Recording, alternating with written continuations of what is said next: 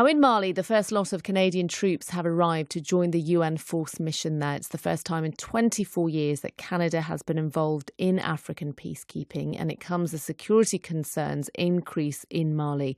32 people were killed over the weekend, all of them Fulani, who are often targeted by local militias and the army as well. For more details, I've been speaking to Mali analyst Niagalé Bagayoko in Paris.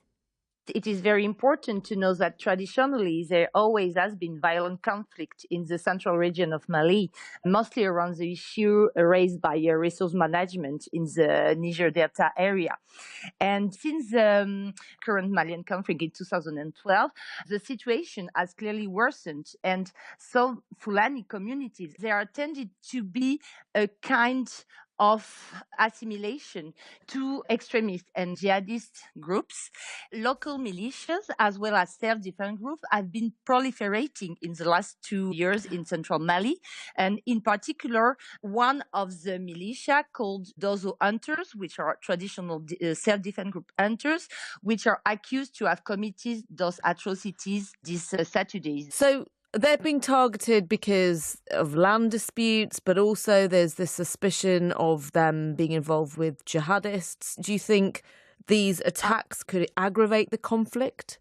Yes, of course. I think it could aggravate the conflict. There have been traditional tension between different communities in the central Mali. But as you might know, there also has been last week atrocities committed by the Malian army against the Fulani communities who have tended to be systematically assimilated to terrorists. And the Malian Minister of Defense has recognized the responsibility of Malian soldiers in the killing of dozens of Fulani people. And that's the reason why today Fulani associations such as Tabital Pulaku or Kizal are wondering if that the Malian authorities have been using some armed groups as proxies in the last past years. So how are the Fulanis responding to these attacks? As the other communities, they are trying to gathering self-defense groups. They are also organizing themselves in Pacific associations, defending and promoting the Fulani communities, really trying to make clear that Fulanis are not all jihadists or terrorists. And in terms of the UN mission, what do you think is needed to tackle this and maintain peace? It is one of the where there has been the most casualty among the UN peacekeeping missions. So this mission, the MINUSMA, has of course a responsibility, but it is also a question of mandate.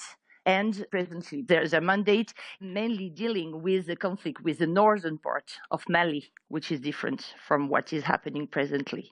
That's Niagalé Bagayoko, a Mali analyst, speaking to me from Paris.